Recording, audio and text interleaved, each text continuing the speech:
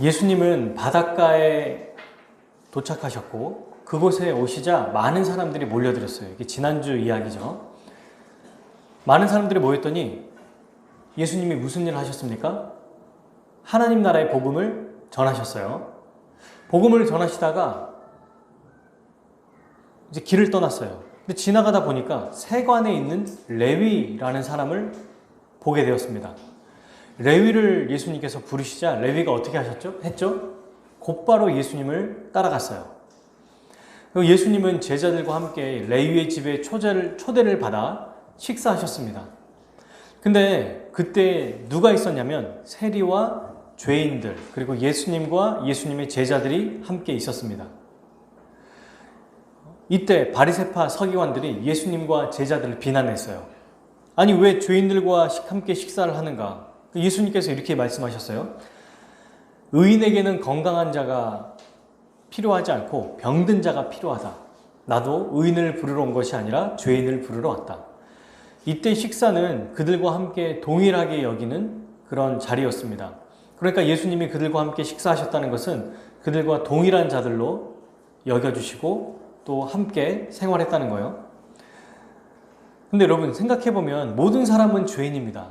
바리새인들은 자기들과 죄인들을 구별했어요. 자기들을 의인이라고 생각했기 때문입니다.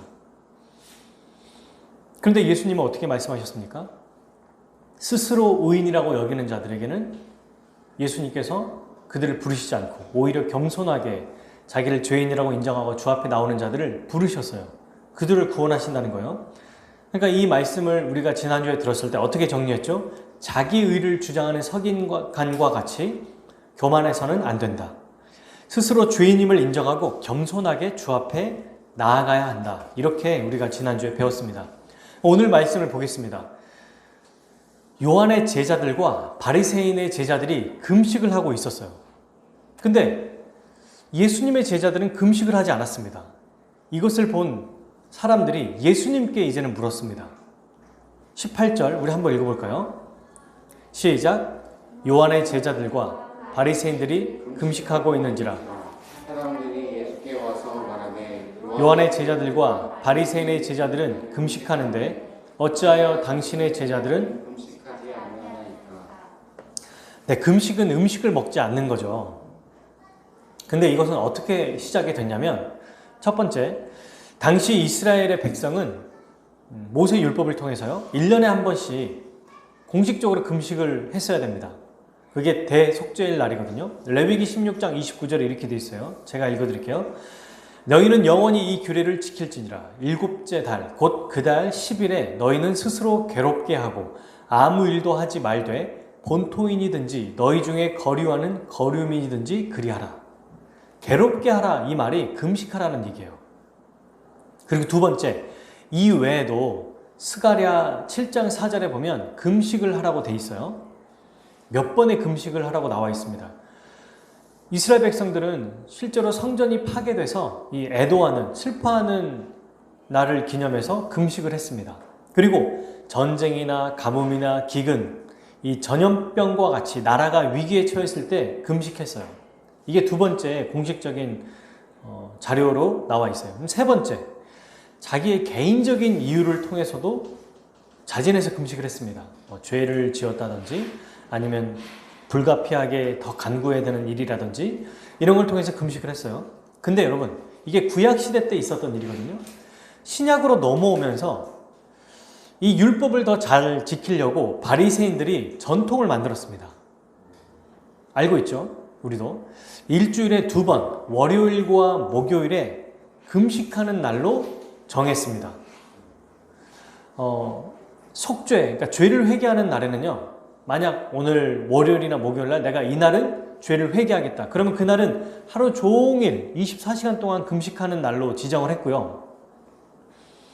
그 따로 정해진 날이 없어요. 속죄하는 날로 이제 지정하면 그렇게 됐고요. 그리고 또한 자발적으로 금식하는 그 금식이 있었는데 그거는 새벽부터 저녁까지 금식을 했습니다. 그러니까 뭐 밤에는 먹을 수 있었던 거예요. 그러면 왜 금식했을까요? 두 가지의 원인이 있었습니다. 첫 번째는 독실한 신자의 종교적인 행위로 죄를 회개하는 표시였어요. 금식이. 죄를 회개하는 표시. 그러니까 나는 정말 열심히 신앙생활합니다 라는 하나의 모습이 금식이었습니다. 그리고 또 하나는 하나님이 보내시는 메시아를 기다리는 행위였어요. 여러분, 금식 말고도 유대인들이 전통적으로 3가지 귀하게 여기는 종교 활동이 있었는데요. 그게 바로 구제, 금식, 그리고 기도, 이렇게 3가지였습니다. 예수님이 마태복음 5장, 6장 산상수훈을 통해서 말씀하신 것도 바로 이런 연유였어요. 금식 자체가 나쁜 것이 아니지만 어떤 모습으로 금식해야 되는지를 설명하신 거죠.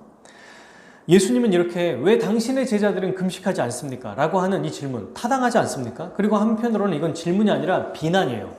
왜 다른 종교적인 활동을 열심히 하는 사람들은 금식하는데 당신과 당신의 제자들은 금식하지 않습니까? 왜 율법을 지키지 않습니까? 이렇게 말하는 거와 마찬가지입니다. 그때 예수님이 어떻게 말씀하셨어요? 아, 미안하다. 깜빡했어 내가. 너무 열심히 사역하다 보니까 금식하는 날인지 잊어버렸네. 오늘 맞아, 금식하는 날이지? 이렇게 말씀하셨습니까? 아, 야, 이게 사역하다 보니까 너무 바빴어. 잊을 수도 있는 거지. 왜 가지고 그래? 자, 지금부터 하면 되잖아. 이렇게 말씀하셨나요? 아니에요. 19절 한번 읽어보겠습니다. 예수께서 그들에게 이르시되 혼인집 손님들이 신랑과 함께 있을 때에 금식할 수 있느냐? 신령과 함께 있을 동안에는 금식할 수 없느니라. 지금 금식하는 날, 금식하는 시기를 뭐라고 말씀하셨냐면 잔치날이라고 지금 말씀하신 거예요. 혼인잔치하는 날이라고 말합니다. 잔치 중에서도 가장 큰 잔치, 가장 기쁜 날이 언제냐면 결혼식입니다. 결혼식에는 신랑이 있기 때문에 금식할 수 없다. 그러니까 예수님은 지금 금식하는 날이 아니라 오히려 잔치하는 날이다, 이렇게 말씀하시는 거예요.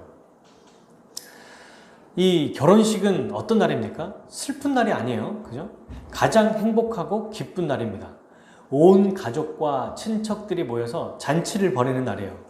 이런 잔치날에 금식, 슬프게 금식할 수 있겠습니까? 아니죠. 여러분, 당시에 유대인들은 결혼식을 일주일 동안 했어요. 대단하죠? 그러니까 축제 날인 거예요, 축제 날. 한번 이렇게 결혼식이 벌어지면은 참여하는 하객들과 손님들은 아무런 일도 하지 않고 그곳에서 연회가 벌어지잖아요. 그곳에서 마음껏 즐기고 먹고 마시면 되는 거였어요. 얼마나 좋습니까? 지금 우리나라와 같이 1시간 만에 달랑 해치우는 그런 시간이 아니었어요.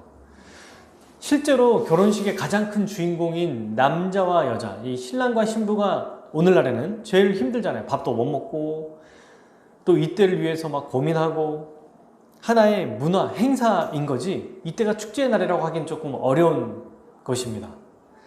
어쨌든 그럼에도 불구하고 친척들과 친지들이 모여서 함께 즐기지 않습니까? 잠깐이라도. 근데 이때는 일주일 동안 이 일을 했어요. 참석하는 사람도 여러분 뭐 하루 정도는 준비할 수 있겠지만 이제 그냥 일상의 삶이 뭐였을까요? 6일 동안 잔치하는 날인 거예요. 그날도 잔치하고 일주일 내내 아주 먹고 마시는 축제의 날이었던 것입니다. 랍비들, 이때 율법을 가르치는 자들도요, 이때는 회당에서 강론하지 않고 자기 학생들과 축하 행사에 참여했어요. 온 지역에 있는 모든 사람들이 다 참석했다는 거예요. 뭐 아는 사람들이 참석했겠죠. 그리고 당시에 하객들은 이 결혼식을 축하하는 것보다 뭘 기다렸냐면 음식을 먹기에 안달나는 사람처럼 기다렸다는 그런 자료도 있습니다. 실제로. 우리로 생각하면 마을에 큰 잔치가 열렸을 때 그때 못 먹어봤던 음식들 있잖아요. 그것 때문에 먹으려고 막 기다리고 막 손꼽아 기다리는 거. 와, 그때 먹겠구나. 이야, 맛있는 거 먹겠구나. 근데 그게 하루가 아니라 일주일을 먹는 거예요. 별세한 남편이나 여인이 있는 이 과부들도 결혼식을 재혼할 때 3일 동안 이 결혼식을 진행했다고 합니다. 얼마나 큰 행사인지 알겠죠. 그러니 여러분, 지금 결혼식 날이다, 이 축제의 날이다, 그러니 누가 굶고 금식을 하겠냐, 이렇게 말씀하시는 겁니다. 이유가 뭐냐면 바로 신랑이 있기 때문이다, 이렇게 얘기했어요. 신랑이 누구죠? 예수님이세요. 예수님이 오셨기 때문에 더 이상 금식할 필요가 없습니다. 왜 금식할 필요가 없죠? 금식을 왜 했는지를 생각하면 바로 알 수 있습니다. 금식한 이유는 하나님의 말씀대로 살기 위해서, 두 번째는요, 메시아를 기다리기 위해서 하셨잖아요. 그런데 지금 누가 와 있어요? 하나님이 보내신 메시아가 이 땅에 오셨어요. 그리고 하나님 말씀에 가장 크게 순종하는 것은 곧 예수님의 말씀, 그분의 말씀을 듣고 순종하는 것, 예수님을 믿는 게 가장 큰 순종인 것입니다. 그러므로 여러분, 참된 금식을 행하는 것이 무엇입니까? 슬픈 기색을 하고 음식을 안 먹는 게 아니라 제자들과 같이 그냥 예수님의 말씀을 듣고 그분을 믿는 것입니다. 예수님이 선포하시는 복음을 듣고 예수님의 말씀대로 살아가는 것, 이게 금식을 제대로 행하는 거라는 말입니다. 그런데 이때 요한의 제자들과 바리새인의 제자들은 금식을 하고 있었어요. 그들은요, 형식적인 금식, 이 종교 생활을 했지만 자기의 고집대로 행했을 뿐이에요. 참된 하나님의 말씀에 순종하지 않은 것입니다. 종교 행위에 열심을 냈지만 예수 그리스도를 받아들이지 않았어요. 그렇다면 이 금식이 무슨 의미가 있겠습니까? 그들에게. 지금 예수님이 천국잔치를 벌이고 있는데 이 결혼식에 참여하지 않는 거예요.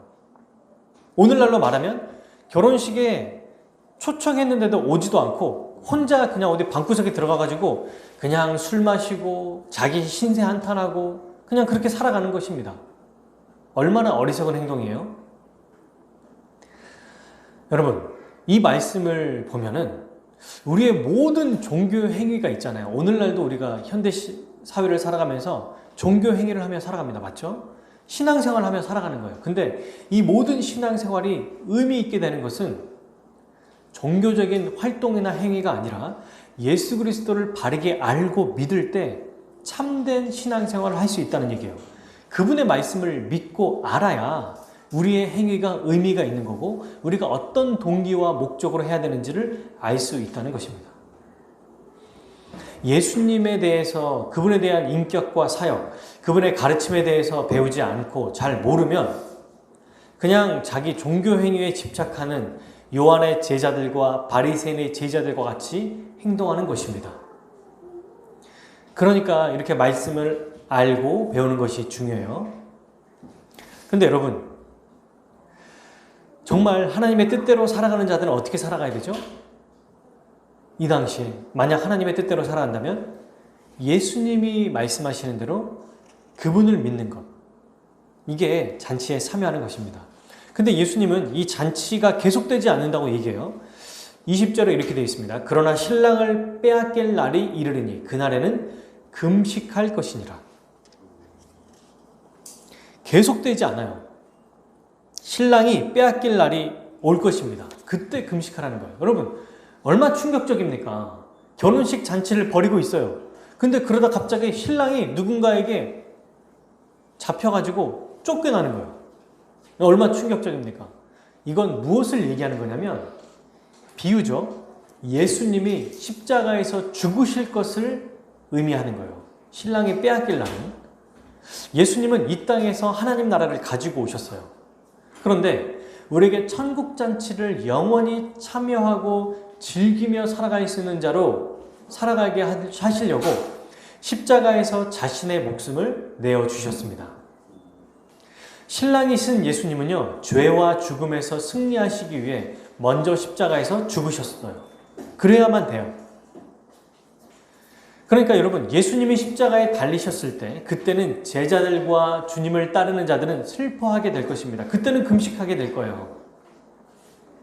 하지만 이 죽음도 사탄이 완전히 패배하고 무력하게 되는 죽음이기에 이 금식은 곧 잔치로 바뀌고 슬픔이 기쁨으로 변하게 될 것입니다. 그러니까 여러분, 십자가에 달려 죽기 전에는 어떤 날이라는 거예요? 매일이 잔치라는 겁니다. 날마다 잔치 날이라는 거예요. 날마다. 왜? 신랑이 항상 그들과 함께 있으니까. 이것을 쉽게 이해하게 도우시려고 두 가지 예를 드셨습니다. 그게 바로 21절과 22절이에요. 바로 생배 조각과 새 포도주를 비유로 말씀하셨어요. 생배 조각이 뭐냐면 이거예요. 천을 다듬는 장인이 이 천연 지방질과 고무질을 제거하기 위해 아직 이것을 빨지 않고 빗질도 하지 않은 천을 얘기합니다. 그러니까 옷을 만들기 전엔 표백이라는 걸 하거든요. 옛날에는. 근데 이 과정을 거치지 않는 정말 아주 깨끗한 원본 그대로의 천을 말해요. 이 천은 줄어듦을 방지하기 위한 어떤 과정도 거치지 않았어요. 그러니까 아주 그냥 그대로 있는 거죠. 근데 만약에 이 생배조각이라고 하는 것, 이것을 그대로 낡은 천, 낡은 옷에다가 이미 충분히 줄어들었고 몇 번이나 빨았던 이 옷을 같이 덧붙이면 어떻게 되냐면 21절에 나오죠. 새 것이 당겨진다는 거예요. 그래서 헤어짐이 더하게 된다. 그러니까 낡은 옷이 새 조각에 있는 옷을 당겨버리고 빨았을 때 더 이거를 늘려버리니까 찢어진다는 얘기입니다. 생배 조각. 이 새 옷은 낡은 옷에 붙여서는 안 된다. 이렇게 말씀하셨어요. 이게 무슨 말이지? 그래서 또 한 번 예수님은 새 포도주에 대한 비유를 드세요. 여러분, 포도주는 어디에다 두는 거냐면 이 당시에 가죽 부대라고 해서 가죽을 만들고 그 안에 물을 넣는 것처럼, 예전에 사막에 다니는 사람들 보면 이 가죽 부대 같은 거에다가 물을 담아서 먹었잖아요. 그죠? 이것처럼 그 당시엔 플라스틱이 없으니까 철도 없었고 그 가죽 부대를 하나의 물통으로 만들었습니다. 마찬가지로 포도주를 가죽 부대라는 곳에 큰 이 부대에다가 담았거든요.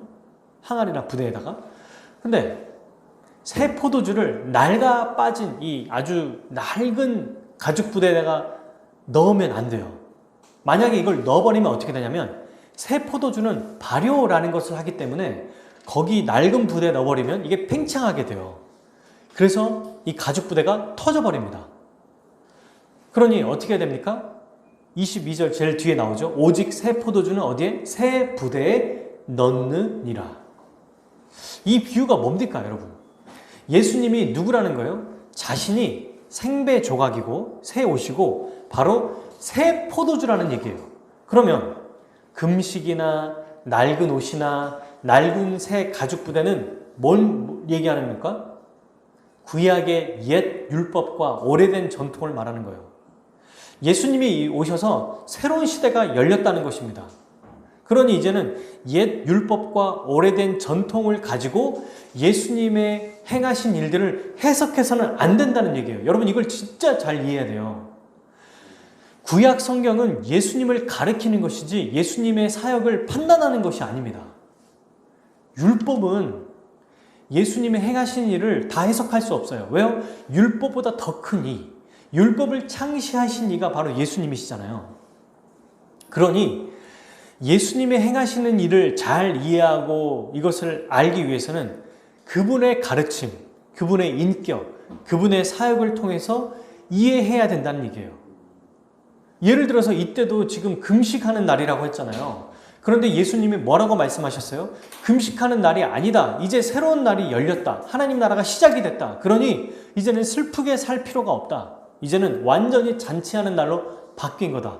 새로운 날이 왔다고 알려주셨습니다. 주님이 말씀하시지 않으면 여전히 똑같이 그냥 그렇게 살아가게 될 거예요. 이들도 그랬습니다. 근데 예수님이 오심으로 새로운 나라, 새 시대가 열렸어요. 하나님 나라가 시작이 됐기 때문에 이제는 금식하면서 예수님을 기다리는 날이 아니라는 거죠. 여러분, 이 율법과 전통으로 예수님이 말씀하시는 것을 해석하는 게 아니라 오히려 만물을 창조하시고 율법을 만드신, 율법을 재창조하신 예수님의 말씀을 통해서 그분의 사역을 이해해야 합니다. 근데 예수님은 율법을 존중하세요. 근데 매이지 않습니다. 나병 환자를 고친 다음에도 어떻게 말씀하셨어요? 제자들에게 가서 보이라 이렇게 말씀하셨잖아요. 그 율법을 존중하세요. 폐기하지 않습니다. 완성하신 거죠. 오히려 율법을 존중하십니다. 그런데 율법 자체에 귀속되지 않으세요. 율법대로 행하려면 어떻게 돼요? 부정한 자를 만지시면 안 됩니다. 근데 만져버리잖아요. 그리고 율법을 완전히 새롭게 해석하시죠. 율법의 한계를 뛰어넘는 분이십니다. 어떤 권위로, 대체 예수님이 누구실에게 이런 일을 행하십니까? 우리가 잘 알고 있는 마가복음 1장 27절, 권위를 가진 새 교훈, 바로 새 교훈을 가르친, 새 가르침을 가지신 분이시기 때문이에요. 서기관의 권위보다 더 큰 권위를 가지신 분이기 때문입니다. 율법의 권위를 넘어서시는 분이에요. 여러분, 서기관들은 율법을 가르치는 사람이잖아요. 근데 예수님은 율법의 권위를 넘어선, 율법을 오히려 재창조하신 분이기 때문에 이렇게 자기의 뜻대로 행하실 수 있는 분이에요. 그리고 두 번째, 왜 예수님이 무슨 권위로 이렇게 이 율법을 재해석할 수 있고 자기 뜻대로 행하시는가? 바로 메시아, 곧 하나님의 아들이기 때문입니다. 예수님은 우주의 중심이자 현 시대, 오는 시대를 주관하고 다스리는 분이에요. 전권을 부어받은 하나님의 왕으로 이 모든 일을 행하십니다. 그러니까 물론 십자가 죽음을 통해 부활 승천하심으로 영원한 본세를 받으세요. 근데 그럼에도 불구하고 하나님 나라의 왕으로 이 모든 일을 행하시는 거예요. 골로새서 1장 16절과 17절 한번 읽어보겠습니다. 우리 같이 한번 말씀을 찾아볼까요? 골로새서 1장 16절에서 17절입니다.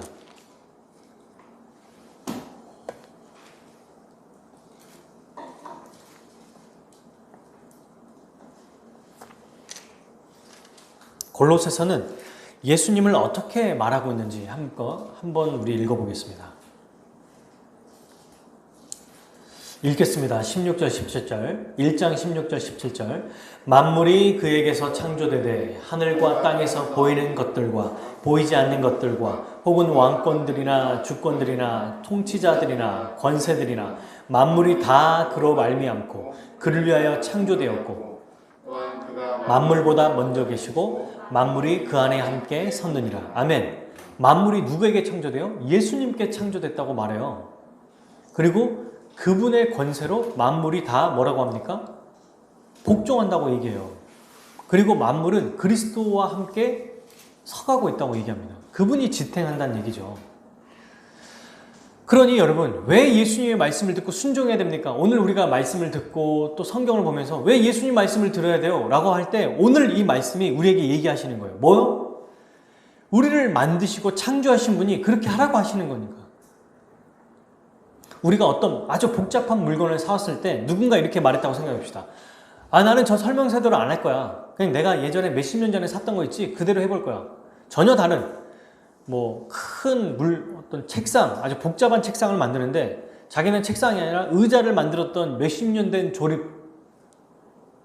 그것도 조립해야 되는 그 설명서를 보고 만든다고 생각해 보세요.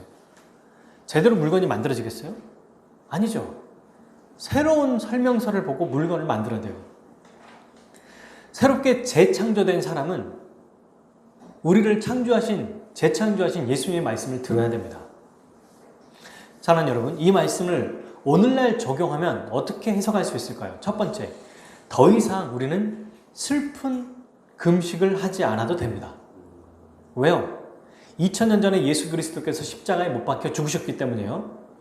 예수님은 우리가 금식하지 않도록 십자가에서 모든 죄와 사망에서 해방시켜 주셨어요. 물론 개인과 교회의 필요에 따라서 금식을 할 수 있지만 근본적으로 공식적으로 항상 금식할 필요는 없습니다. 둘째, 우리는 날마다 혼인잔치, 결혼식에 참여하며 살아가는 자들이에요. 왜요? 우리의 운명이 완전히 뒤바뀌었기 때문입니다. 그렇게 비록 이 땅에서 삶이 고단하고 힘들지라도 천국 백성으로 기쁨으로 살아가는 자들이 바로 우리라는 거예요. 근데 여러분, 이 정도 설명으로 부족해요. 구약 성경은 신랑을 누구라고 표현하냐면 바로 하나님으로 묘사해요. 오늘 예수님은 자기가 신랑이라고 그랬잖아요. 구약 성경은 메시아가 바로 신랑이라고 말하지 않고 하나님이 신랑이라고 말해요. 제가 몇 가지 한번 읽어볼게요. 들어보세요. 이사야 54장 5절. 이는 너를 지으신 이가 내 남편이시라. 그의 이름은 만군의 여호와시며 내 구속자는 이스라엘의 거룩한 이시라. 그는 온 땅의 하나님이라 일컬음을 받으실 것이라. 바로 구약 성경은 신랑이 하나님이라고 하는 거죠. 예레미야 31장 32절. 이 언약은 새 언약인데요. 내가 그들의 조상들의 손을 잡고 애굽 땅에서 인도해 내던 날에 맺은 것 같지 아니할 것은 내가 그들의 남편이 되었어도. 그들에 대해 언약을 깨뜨렸습니다. 여호와의 말씀이니라. 그러니까 예수님은 메시아라고 표현되지만 메시아를 뛰어넘으신 하나님이시라는 거예요. 메시아이기도 하지만 하나님이시라는 겁니다. 그럼 여러분, 신랑이신 하나님이신 예수님이 신랑이라면 잔치집에 잔치를 여신 이 혼인잔치의 연회를 열고 계신 신랑이 바로 예수님이면 우리는 누구죠? 당시에 신랑의 혼인잔치 누가 왔어요? 여기 19절에 보면 손님들이 와 있어요. 그죠? 이 결혼잔치에 친구, 손님이 참여했습니다. 마가복음 2장 19절에 보면 혼인집 손님들이 신랑과 함께 있을 때 금식할 수 있느냐? 그런데 우리는 친구와 손님 정도가 아닙니다.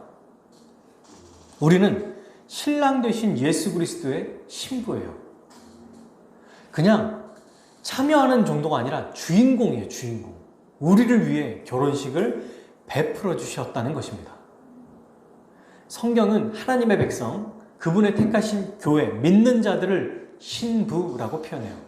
예레미야 2장 32절, 처녀가 어찌 그의 패물을 입겠느냐, 신부가 어찌 그의 예복을 입겠느냐, 오직 내 백성은 나를 잊었나니 그 날수는 셀 수 없거늘. 이사야 62장 5절, 마치 청년이 처녀와 결혼함 같이 내 아들들이 너를 취하겠고 신랑이 신부를 기뻐함 같이 내 하나님이 너를 기뻐하시리라. 하나님이 신랑이신데 누가 신부요? 그의 백성. 요한계시록 21장 2절, 또 내가 보매 거룩한 성 새 예루살렘이 하나님께로부터 하늘에서 내려오니 그 준비한 것이 신부가 남편을 위하여 단장한 것 같더라. 하나님이 신랑이신데 요한계시록을 통해서 누가 신랑이냐면 요한계시록 21장 9절에 나오죠. 7대접을 가지고 7재앙을 담은 19장이에요. 19장 9절. 7천사 중 하나가 나와서 내게 말하 이르되 이리 오라. 내가 신부 곧 어린 양의 아내를 내게 보이리라 하고. 신랑을 어린 양 대신 예수 그리스도로 묘사합니다. 그리고 어린 양의 아내가 바로 그의 백성들, 그를 믿는 자들을 신부라고 얘기해요. 그러니까 여러분, 우리는 기억하십시오.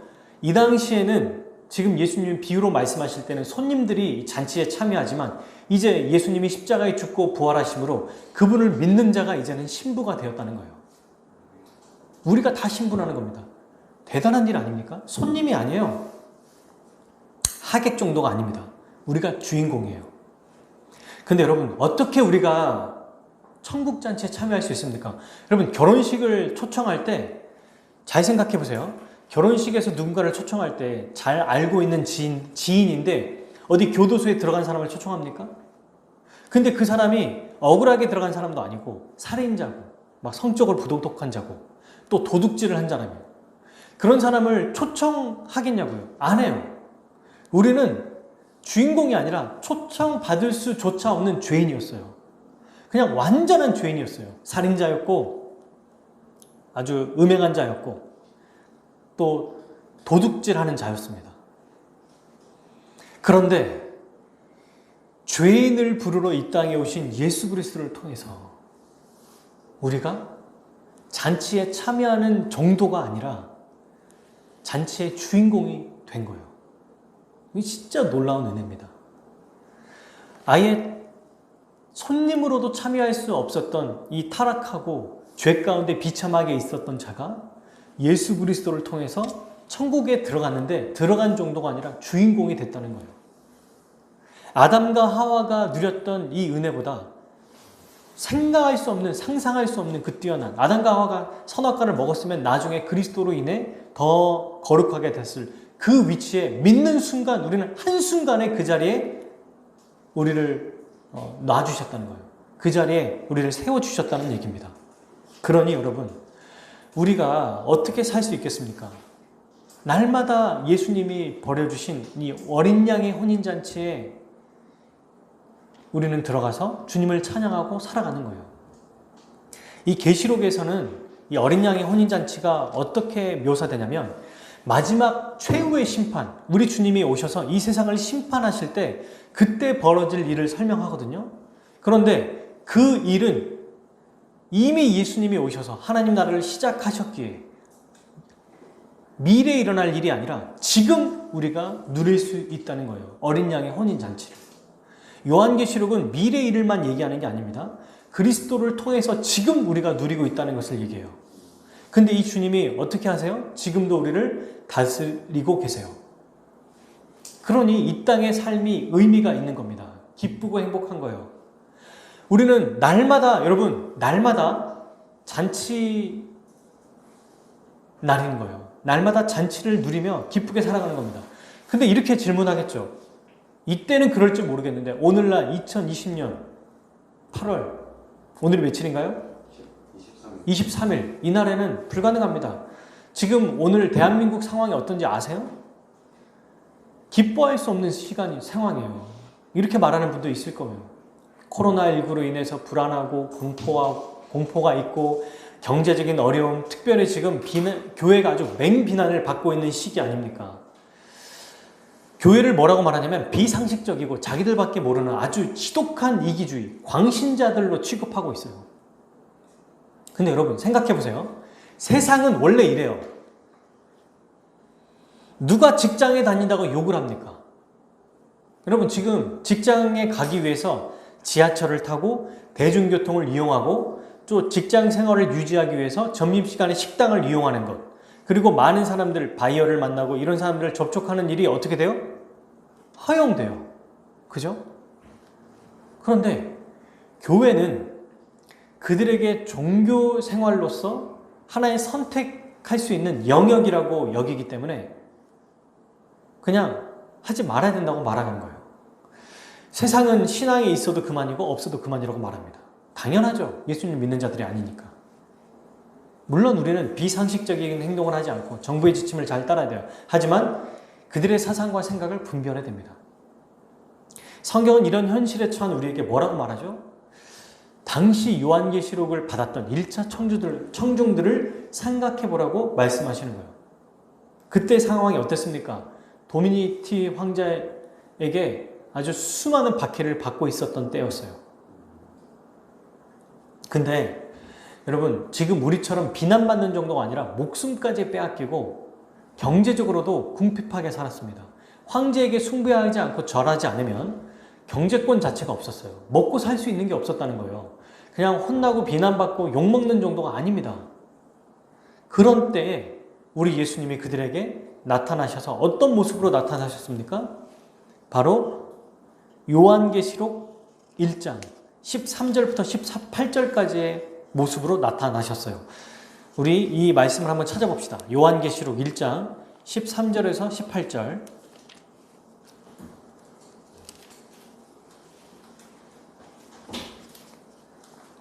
쭉 보면서 제가 설명할게요. 1장 13절. 계시록 신약성경 제일 마지막에 있어요.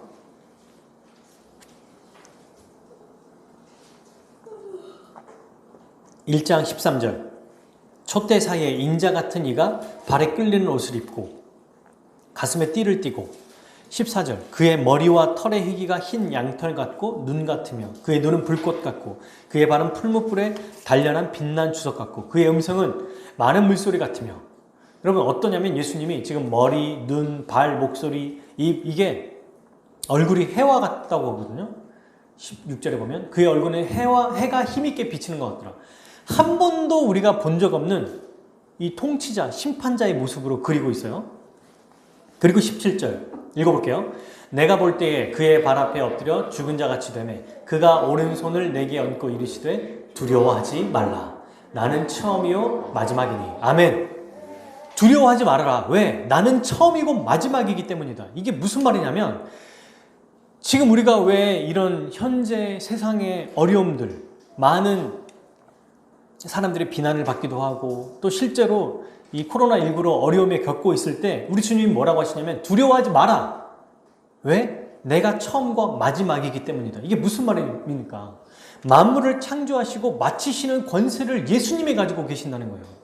이 세상의 대통령이나 이 세상에 권력 있는 자들이 세상의 역사를 주관하는 게 아니고 창조하신 예수 그리스도가 통치자와 심판자로 역사를 이끌어가고 계신다는 얘기입니다. 그분이 원하시는, 하나님이 원하시는 때겠지만 그분의 뜻대로 이 세상을 마치실 수 있어요. 엄청난 권세를 가지신 분을 믿는 게 바로 우리입니다. 그분은 어떤 일을 하시냐면 18절 곧 살아있는 자라, 십자가에 죽으신 거죠. 그리고 부활하신 거죠. 내가 전에 죽었었노라. 이게 바로 그 얘기입니다.